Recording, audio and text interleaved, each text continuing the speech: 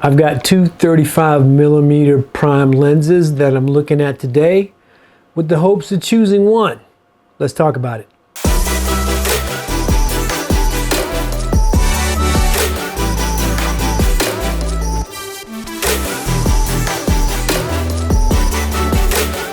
Hello again, welcome to Rusty Brown Photography. I am Rusty, so glad you guys are here. As indicated in the title and with the lead-in, today I'm looking at two 35mm primes, both from Sony and both for Sony full-frame cameras. Specifically, we're going to be looking at the Sony G Master 1.4, and we're going to be looking at the Sony non-G Master f1.8. Now, I want to get a couple things out the way straight away, right? Let's talk about what this isn't and what it is. And as you can see, I've got my handy dandy coach's clipboard because basketball season is underway and there's some really good college basketball going on.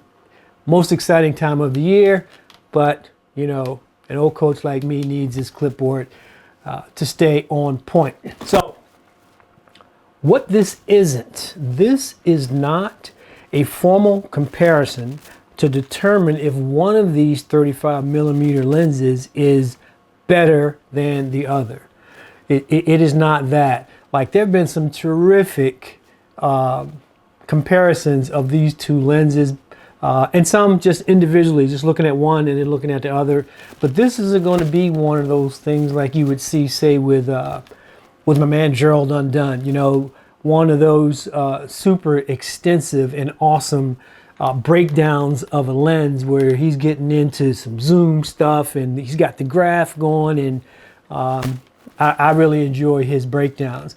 This is not one of those.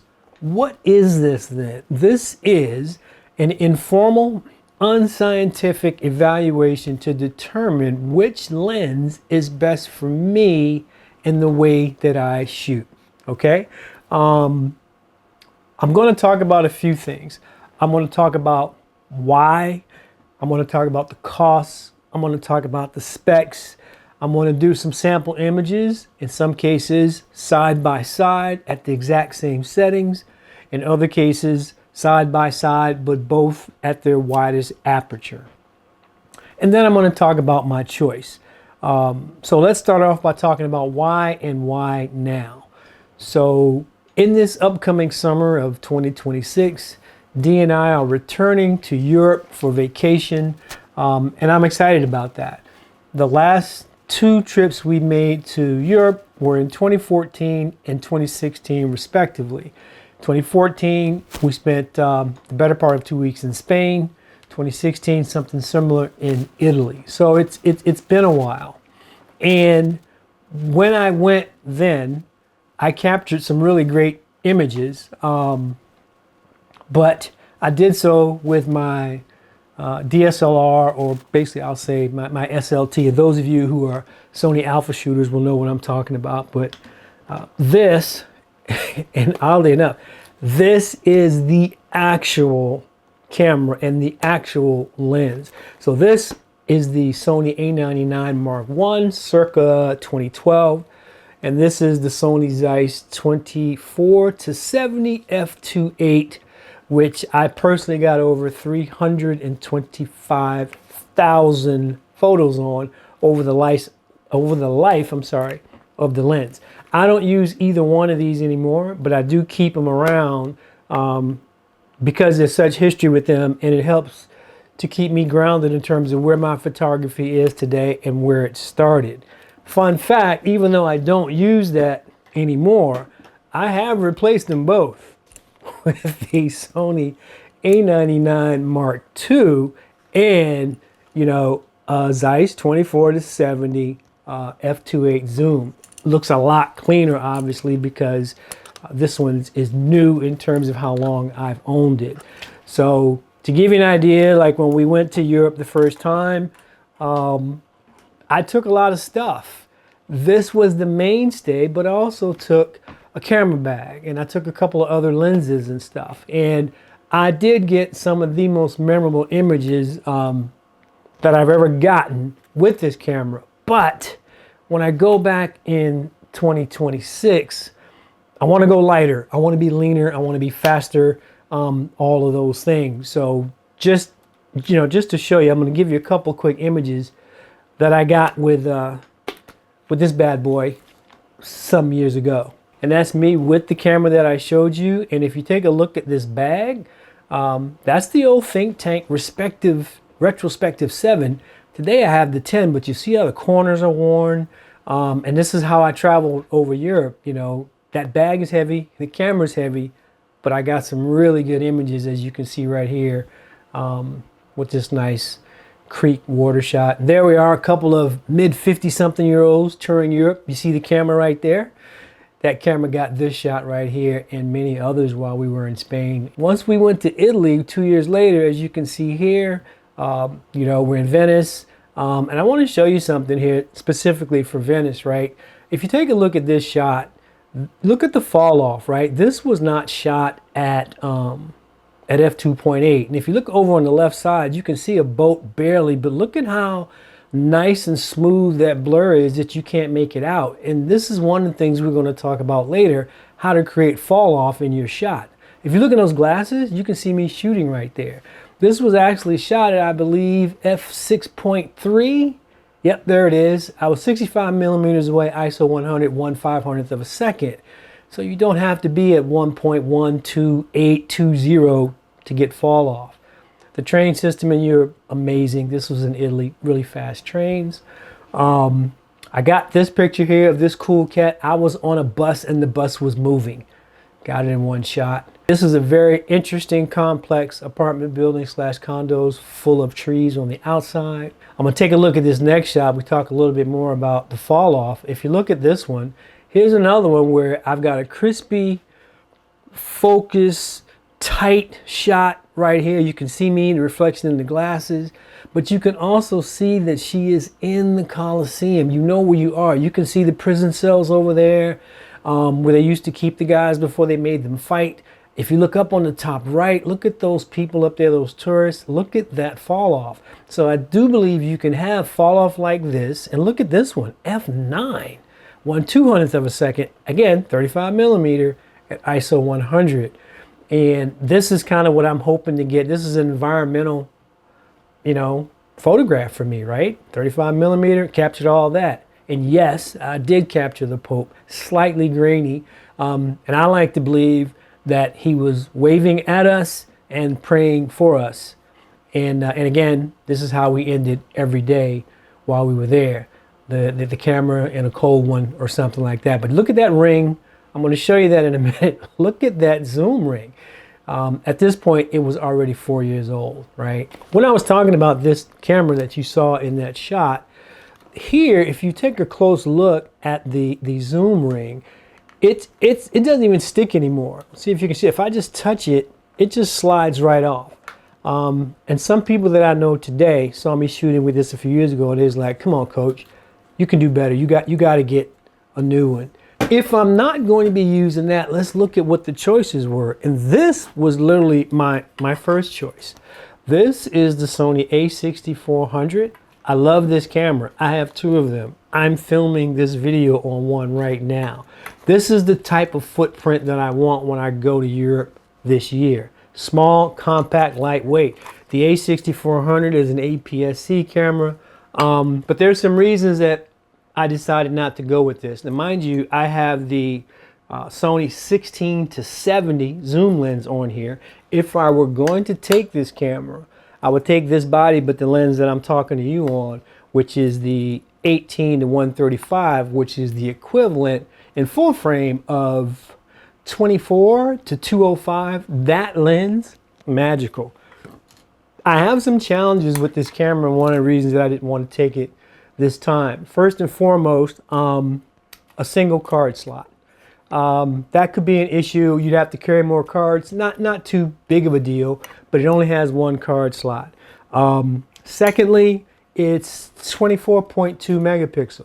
So if I'm going to use one lens in Europe and it's going to be a 35 millimeter focal length, I'm not going to always be able to get as close as I need to get to the subject. So I will need to crop in some, and I won't have as much flexibility in my crop on a 24 megapixel sensor.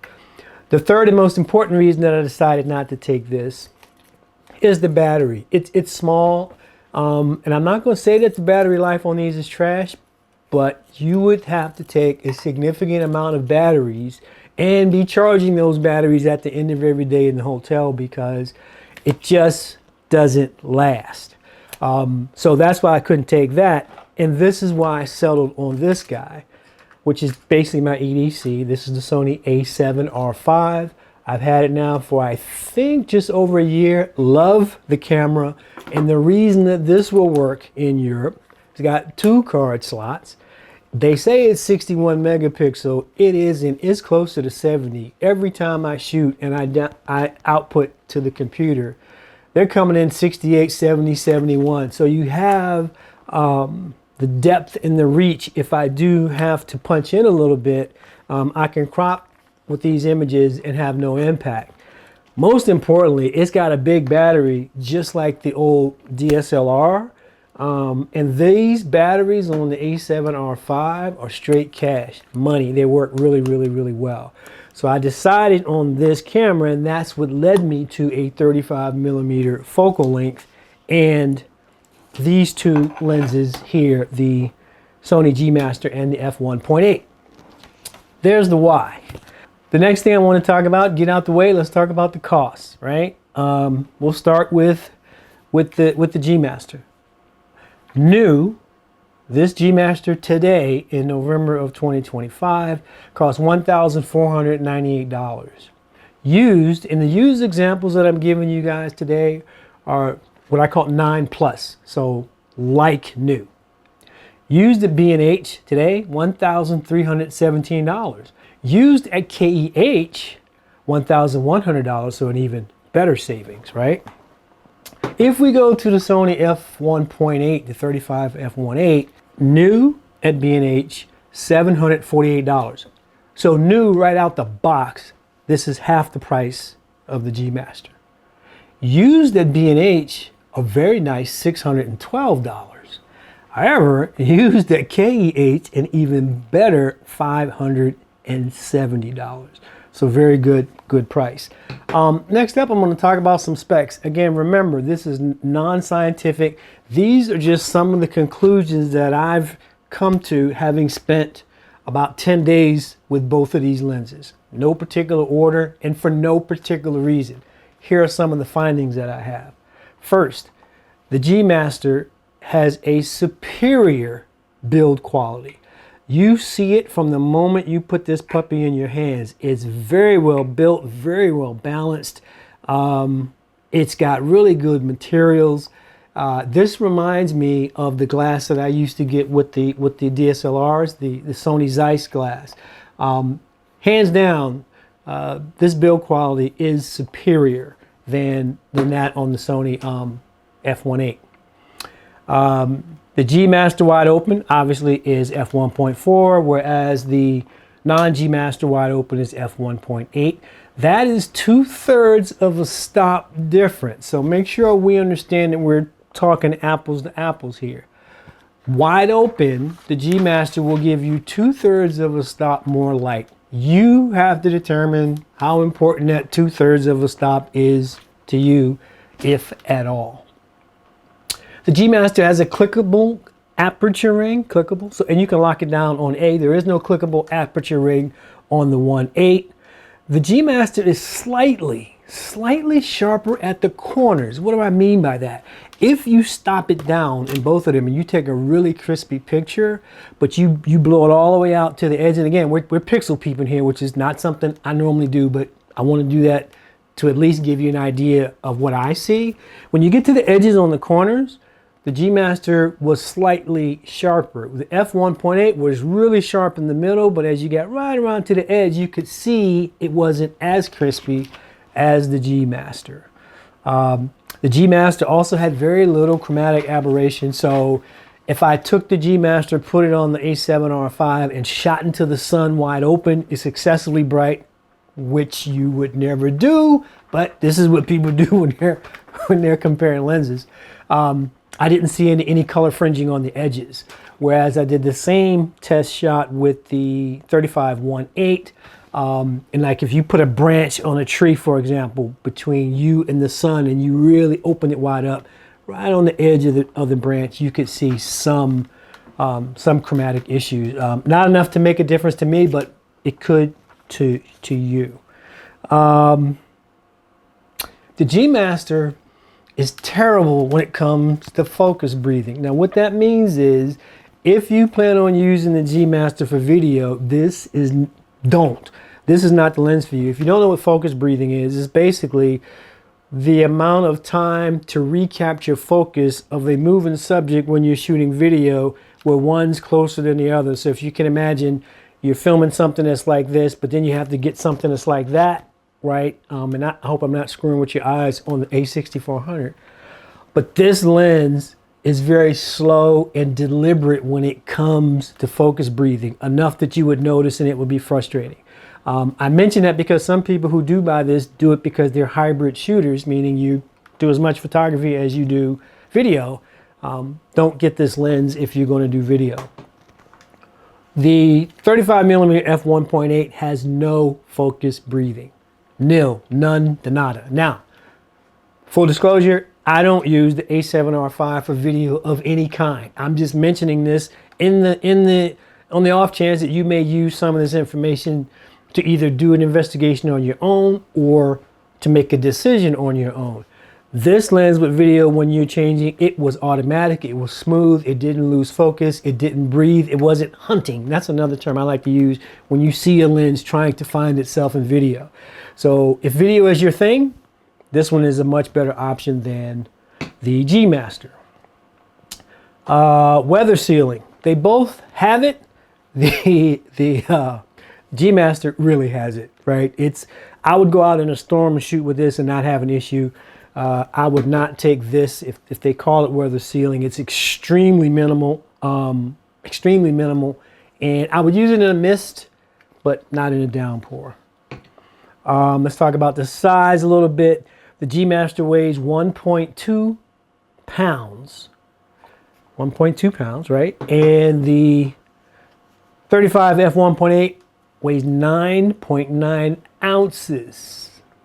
Less than 10 ounces. When I tell you this thing is lightweight, it is so lightweight, for example, that when I first started to test it, I said, there's no way I would consider getting this lens. It is too light. It can't possibly bring good imagery. I was wrong about that.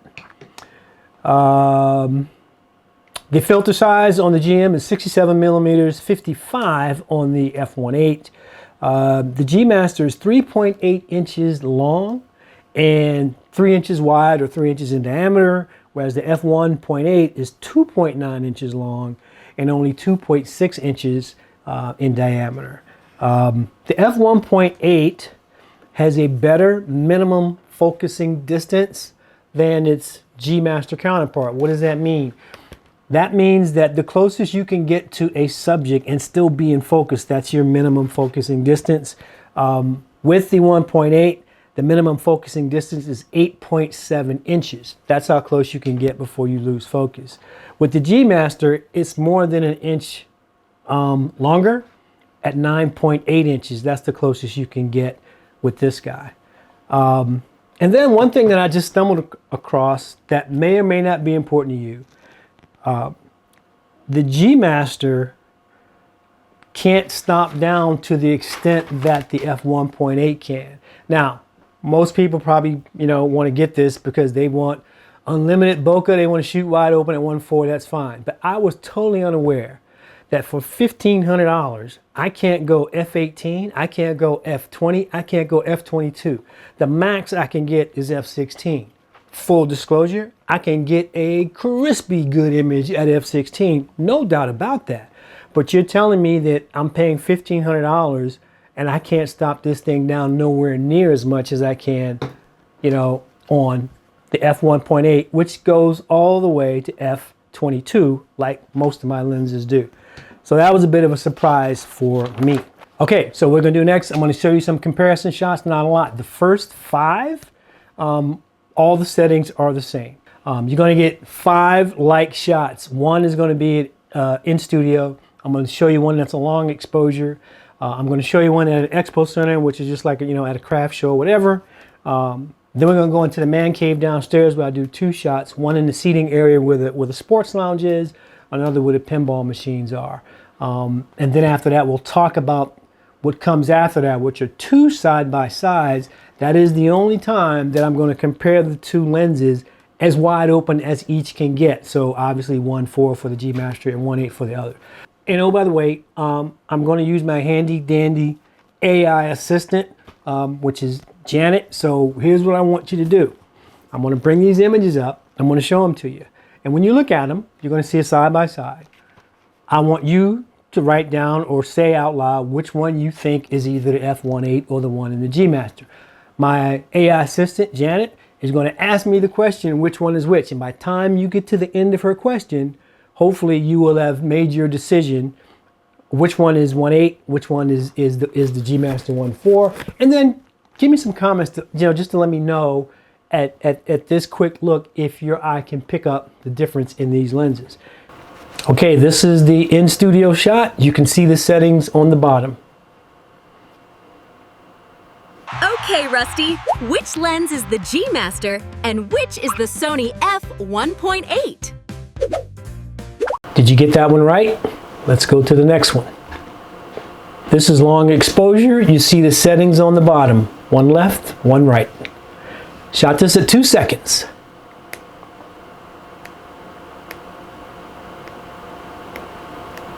Okay, Rusty, which lens is the G Master and which is the Sony f1.8? Did you get it right? G Master on the left, f1.8 on the right. Here's a shot from last weekend at a coffee expo. You see the settings, ISO 800, f2.2, 1/160th of a second. Okay, Rusty, which lens is the G Master and which is the Sony f1.8? Did you get it right? G Master on the right, Sony f1.8 on the left. Moving to the man cave. In the seating area, ISO 2000, f3.5 at 1/200th of a second. Okay, Rusty, which lens is the G Master and which is the Sony f1.8? G Master on the left, f1.8 on the right. And the pinball machines, ISO 640 at f1.8, 1/200th of a second. Which is which?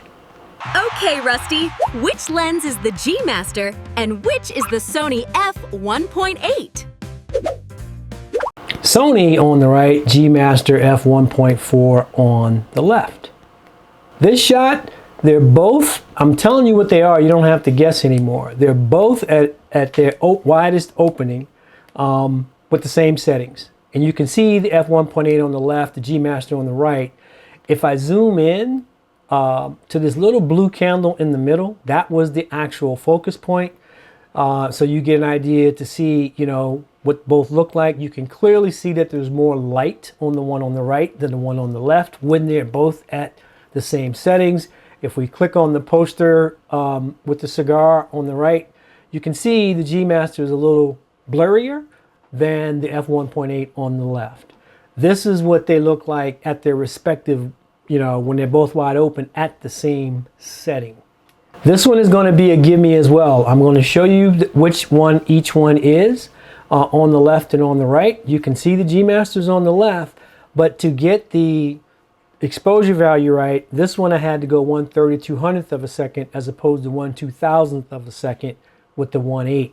Now, when you look at both of these and what we're going to punch in, take a look at what you see. I'm going to show you side by side and separately. So the base of the plant, like where the stalk is, the left bit of the stalk, that was the focus point on both.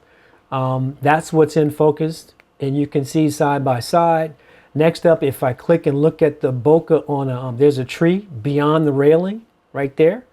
You can see that they both have round bokeh, I think, but you can clearly see that one is a little tighter and one is more blurry than the other. And then lastly, if I zoom in here on the plant at the other end of the table, You can see that you can hardly see any of it on the left. You can see a little more of it on the right. That's the difference between 1.8 and 1.4 when you make the exposure value the same. This is the G Master shot just by itself. And when you look at it again, I'm doing the same thing. You look at the focal point, which is the base of the plant, the stalk. Then we go back and look at the plant at the distant end. It's already got fall off, as does the railing. And if you look at the one tree in the backyard, that one has nice bokeh. This shot is the f1.8. Same thing. You look at the focal point at the base, looks good. You look at the plant at the distant end, other end of the table, you can tell it's a plant, but you still got good fall off. And if you look at the bokeh on that tree, they're round and they look good to me anyway. That's the extent of the testing that I did. I found that when I put them in the exact same settings, in the exact same scenario, I could still see the G Master was letting in slightly more light. More to the point, the long exposure shot, where they were both the same, I actually favored the 1.8 because in a dark environment with Christmas lights, I like the tightness, if that's the right word, of the bulbs that I got in the 1.8. So it just showed the bulbs.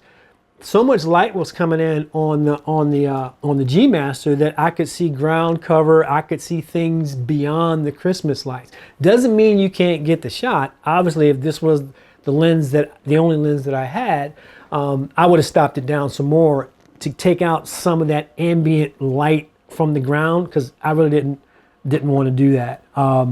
So having said that, I chose the 35 millimeter f1.8. Now I have it mounted on the A7R5. This is going to be the only kit that I take when Dee and I go to Europe this summer. And I'll talk a little bit about why I chose that. First and foremost is value for money.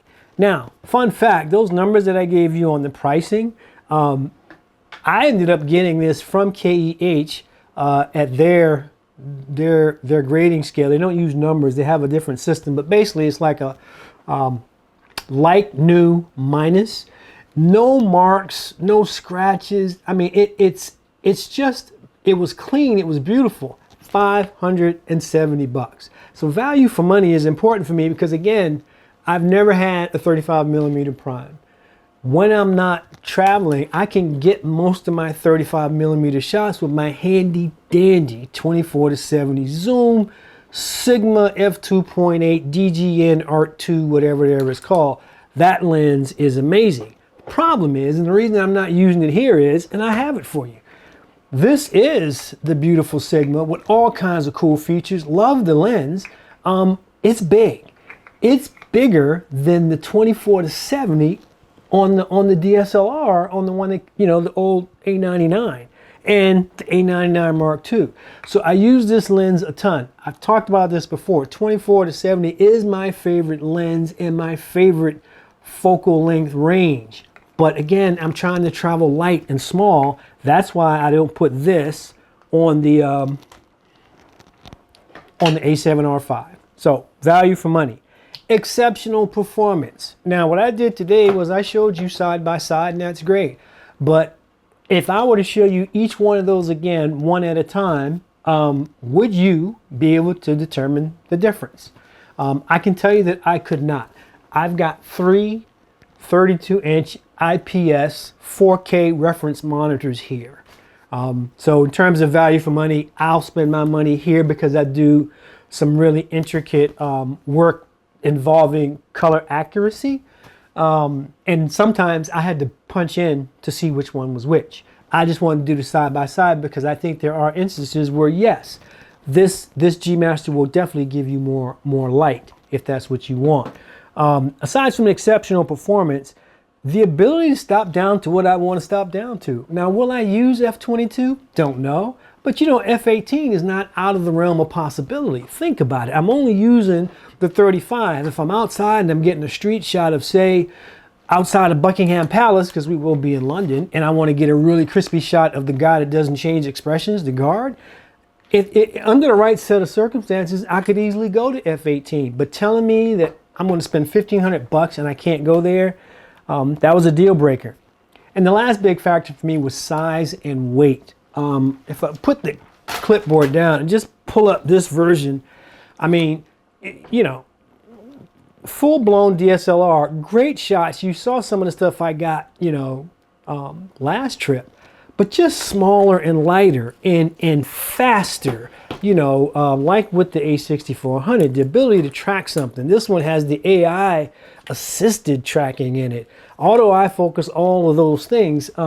Those were just important to me for the type of photography that I'm going to be doing. And another point, I showed you one of those images where I was carrying my, what is it called, my think tank bag. I'm not doing that. Just this is going to be in my regular Toomey backpack while I tour all over Europe.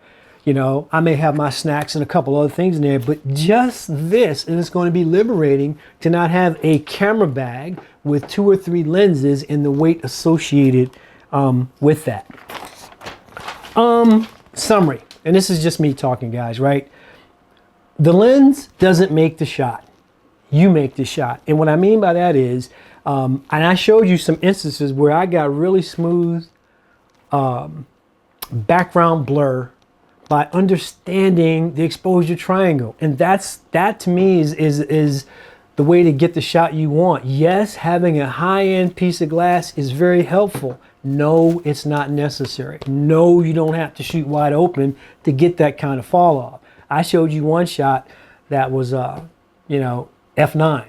Now, to be fair, when I'm doing this type of trip, I want you to know where I am. You know what I mean? I want environmental shots. So consequently, I'm going to have the background in there so that even though it's not crispy clean, because like I'm taking a picture of Dee, I want to get a picture of her, but I want you to know the environment she's in. I want to be able to stop it down. So master the exposure triangle and let that be the determining factor about how much light gets into your shot. Understand what is your why. That's important too. Why do you get whatever gear you get? Like I told you, why I spend my money on high-end monitors, why some people spend their money on high-end glass. None of it matters because you don't have to justify it as long as you understand your why. And I know that in most other situations other than traveling abroad, I can get the shot that I want, you know, with my 24-70 or one of the other lenses. But understanding my why I need this type of lens and this type of lightweight kit for this trip helped me to make this decision. I would ask you this too. What are you going to do with the images that you shoot? And what I mean by that is, and this is again, you know, it's probably an odd comparison, but this G Master cost about $500 more than this professional photo printer that I have behind me. My question is this. If you're, my assumption is this. If you're spending $1,500 on such an exquisite piece of glass and all you're doing is posting it on Instagram, you just wasted $1,500. What do you shoot for? I shoot for my own portfolio. Most things don't make it, but when they do make it, I'm on here on this printer, and on top of the printer, you probably can't see it, is my portfolio where I print prints, you know, that are color accurate based on the calibration of what I'm seeing on here. That's what's important to me. But if all you're doing is posting on Instagram, you are allowing your beautiful 1.4, your f1.4 bokeh to get compressed to no end by Instagram. You don't need a $1,500 lens for that. The number one driver for this for me is I'm going to travel light. I'm going to get some cool images. There will be shots that I won't be able to get. Totally get that. I'm not taking a zoom at all. So again, my goal, travel light. I have this new 35 millimeter f1.8 lens. And what I'm going to do is I'm going to close out the video and show you a couple of shots that I took at the Coffee Expo last week. That's pretty much it. I want to thank Stephen Hebron Photography for the loaner. When I first told him that I was considering this, he was really gracious and said, well, I have one. Why don't you take a look at it? And I did. And by the time I got this from him, I had done enough research and had already purchased, the f1.8. But big shout out to Steve. There's no exaggeration when I tell you he's the gear guy. He has the gear. This beautiful lens, the case, the bag, all of it, it looked like it had never been used. And I really put it through some rigorous testing over the last 10 days. So Steve, appreciate you, buddy. Appreciate that loaner. That's all we got time for today. I'd like to know your thoughts, though. When you looked at those shots, could you tell which one was which? Just tell me how many you got right, and how many you didn't. Because I think that's what it takes to do this right here. You're damn near pixel peeping to get to the point where you can determine one from the other. And I don't think either one looked bad. In fact, I thought they both looked good. That's all we got time for today. I hope you guys enjoyed it. We'll talk to you guys next time in the next video. Until then, take care.